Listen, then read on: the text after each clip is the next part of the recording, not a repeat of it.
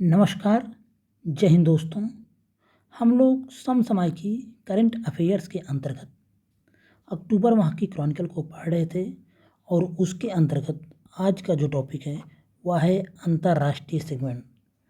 अंतर्राष्ट्रीय घटनाओं की अगर हम बात करें तो यहाँ से चाहे यूपी पीसीएस हो या किसी अन्य स्टेट का पीसीएस हो या उत्तर प्रदेश अधीनस्थ सेवा का कोई एग्जाम हो, सभी परीक्षाओं में यहाँ से प्रश्न निकल कर आते रहते हैं। सीधे बात करेंगे हम लोग अंतर्राष्ट्रीय सेगमेंट की महत्वपूर्ण घटनाओं का जो एग्जाम के दृष्टिकोण से महत्वपूर्ण है। तो हम लोग बात करेंगे भारत मॉरिशस उच्चाधिकार प्राप्त संयुक्त व्यापार समिति के बारे में। ऐसी व्यापार समितियां कोई महत्वपूर्ण नहीं होती हैं, लेकिन इसमें जो महत्वपूर्ण पॉइंट है कि भारत मॉरिशस व्यापक आर्थिक सहयोग और भागीदार समझौता अफ्रीका में एक देश के साथ भारत द्वारा हस्ताक्षरित पहला व्यापार समझौता है। तो भारत मॉरिशस व्यापक आर्थिक सहयोग और भागीदारी समझौता अफ्रीका में एक देश के साथ भारत द्वारा हस्ताक्षरित पहला व्यापार समझौता है, याद रखेंगे। अब हम लोग बात करेंगे मॉरिशस के बारे में। मॉरिशस हिंद महासागर में स्थित अफ्रीकी महाद्वीप का एक द्वीपीय देश है, अफ्रीकन यूनियन का मेंबर है। यहाँ की आबादी लगभग 12.8 लाख है, 48% हिंदू हैं। मॉरिशस की राजधानी है पोर्ट लुइस और यहाँ की मुद्रा है मॉरिशस रुपया। उसके बाद हम बात करेंगे भारत एवं पाकिस्तान में संयुक्त राष्ट्र सैन्य पर्यवेक्षक समूह। संयुक्त राष्ट्र महासचिव एंटोनियो गुटेरस ने, याद रखेंगे, अर्जेंटीना के rear admiral Guillermo Pablo Rios को भारत एवं पाकिस्तान में संयुक्त राष्ट्र सैन्य पर्यवेक्षक समूह के लिए मिशन के प्रमुख और मुख्य सैन्य पर्यवेक्षक के रूप में नियुक्त करने की घोषणा की है। क्वेश्चन पूछा जा सकता है कि कौन भारत एवं पाकिस्तान में संयुक्त राष्ट्र सैन्य पर्यवेक्षक समूह के अध्यक्ष या प्रमुख बनाए गए हैं, तो गुइलेर्मो पाब्लो रियोस। उसके बाद हम बात करेंगे आसियान भारत विदेश मंत्रियों की बैठक महत्वपूर्ण हो सकती है। पूछा जा सकता है कि आसियान भारत विदेश मंत्रियों की बैठक कहाँ हुई, तो यह हुई है कंबोडिया के नॉम पेन शहर में। इस बैठक में भारत के विदेश मंत्री हैं एस जयशंकर ने भाग लिया। बात करेंगे हम आसियान के बारे में। आसियान दक्षिण पूर्व एशियाई देशों का संगठन एक क्षेत्रीय संगठन है। वर्ष 1967 में स्थापित कौन सी घोषणा पत्र द्वारा? बैंकॉक। संस्थापक राष्ट्रों द्वारा हस्ताक्षर करने के साथ आसियान की स्थापना 8 अगस्त आसियान दिवस। मुख्यालय की बात करें तो इसकी राजधानी इंडोनेशिया की राजधानी जकार्ता में आसियान का सचिवालय है। असुनसियन में महात्मा गांधी की एक अर्ध प्रतिमा। तो विदेश मंत्री हैं डॉक्टर एस जयशंकर ने पराग्वे की राजधानी है असुनसियन, महात्मा गांधी की एक अर्ध प्रतिमा का अनावरण किया। भारत मोजाम्बिक के बीच समझौता, ऐसे बहुत से समझौते होते रहते हैं राष्ट्रों के बीच में। मोजाम्बिक की अगर हम बात कर लें तो मोजाम्बिक दक्षिण पूर्वी अफ्रीका का एक उष्णकटिबंधीय जलवायु वाला देश है। इसकी राजधानी मापुटो है। दूसरा, लिम्पोपो और जाम्बेजी नदी मोजाम्बिक से होते हुए हिंद महासागर में गिरती है। लिम्पोपो और जाम्बेजी नदी मोजाम्बिक से होते हुए हिंद महासागर में गिरती है। दुर्लभ खनिज क्षेत्र में भारत ऑस्ट्रेलिया सहयोग, ऐसे सहयोग बहुत से होते रहते हैं, कुछ भी महत्वपूर्ण नहीं है। Mapping and exchange of good practice पहल नीति आयोग और विश्व खाद्य कार्यक्रम भारत ने एक हाइब्रिड कार्यक्रम में एशिया और अफ्रीका में बाजरे के उत्पादन को बढ़ावा देने के लिए mapping and exchange of good practice पहल शुरू की। किसने शुरू की? नीति आयोग और विश्व खाद्य कार्यक्रम भारत ने। पश्चिम एशिया और अफ्रीका में बाजरे के उत्पादन को बढ़ावा देने के लिए mapping and exchange of good practice पहल की शुरुआत की गई। बात करेंगे विश्व खाद्य कार्यक्रम के बारे में। यह एक बहुत ही महत्वपूर्ण संस्थान है। स्थापना वर्ष 1961 में खाद्य एवं कृषि संगठन तथा संयुक्त राष्ट्र महासभा द्वारा अपने मुख्यालय रोम, इटली में की गई थी। भारत यूनाइटेड किंगडम एफटीए वार्ता।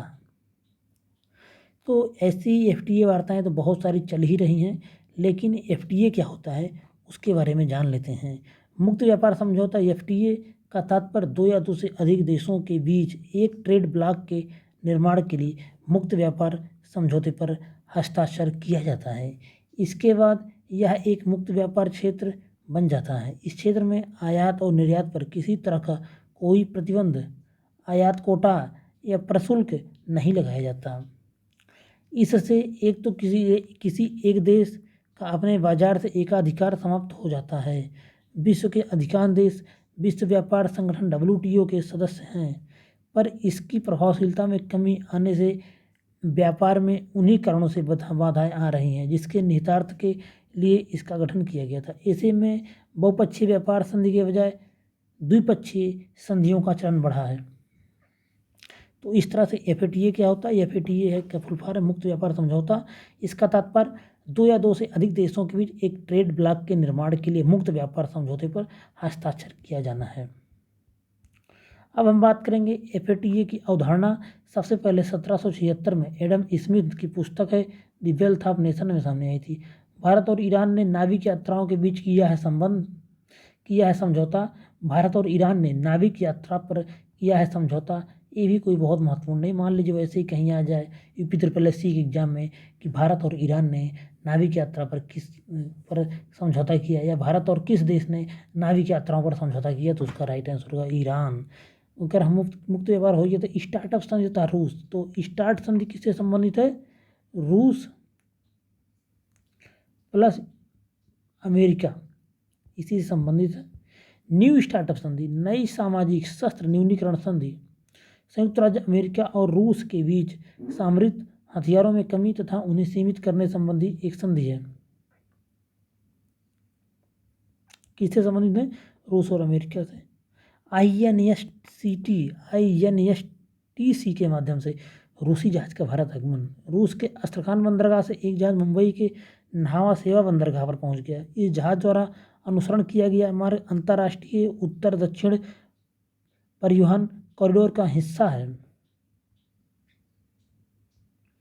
अब बात करेंगे अंतर्राष्ट्रीय उत्तर दक्षिण परिवहन गलियारा INSTC एक 7200 किलोमीटर लंबा मल्टी मॉडल परिवहन नेटवर्क है जिसमें समुद्र, सड़क और रेल मार्ग शामिल हैं। यह हिंद महासागर को कैस्पियन सागर तथा फारस की खाड़ी के रास्ते रूस एवं उत्तरी यूरोप से जोड़ता है। उत्तर दक्षिण परिवहन गलियारे की नींव 12 सितंबर 2000 को रूस, ईरान और भारत के बीच हस्ताक्षरित एक अंतर सरकारी समझौता के अनुसार रखी गई थी। यह भारत और रूस के मध्य सबसे छोटा संपर्क मार्ग उपलब्ध कराता है। यह भारत और रूस के बीच ढुलाई लागत को लगभग 30% कम करता है और ट्रांजिट समय को लगभग 40 दिनों से अधिक तक कम कर देता है। आगे बात करेंगे। अब है वन लाइनर समसामयिकी। वन लाइनर समसामयिकी में वही पढ़ेंगे जो थोड़ा महत्वपूर्ण होंगी। तो 15 अगस्त 2022 को भारत ने श्रीलंका को एक डोर्नियर समुद्री टोही विमान उपहार में दिया। पूछा जा सकता है कि भारत ने हाल ही में किसको एक डोर्नियर समुद्री टोही विमान गिफ्ट किया है, उपहार दिया है, तो वह है श्रीलंका। हाल ही में अमेरिका की सरकार ने मुद्रास्फीति में कमी अधिनियम 2022 पारित किया है। 16 अगस्त 2022 से period products free provision Scotland act 2021 लागू होने से स्कॉटलैंड सभी के लिए पीरियड उत्पाद उपलब्ध कराने वाला विश्व का पहला देश बन गया है। तो यह महत्वपूर्ण हो जाता है। हाल ही में ग्रीस देश ने यूरोपीय संघ के उन्नत निगरानी ढांचे से बाहर निकलने की घोषणा की है। संयुक्त राष्ट्र महासभा ने एक ऐतिहासिक प्रस्ताव पारित कर स्वच्छ, स्वस्थ और टिकाऊ पर्यावरण तक पहुंच को एक सार्वभौमिक मानवाधिकार घोषित कर दिया है। 28 जुलाई 2022 को संयुक्त राष्ट्र महासभा ने एक ऐतिहासिक प्रस्ताव पारित कर स्वच्छ, स्वस्थ और टिकाऊ पर्यावरण तक पहुंच को एक सार्वभौमिक मानवाधिकार घोषित कर दिया है। तो इस तरह से अंतर्राष्ट्रीय सेगमेंट यहीं पे समाप्त हो जाता है। अंत में इतना ही अनुरोध है आप सभी से कि जो भी वीडियो को पहली बार देख रहे हैं, वीडियो पसंद आए तो लाइक करें और चैनल को सब्सक्राइब करना ना भूलें। धन्यवाद।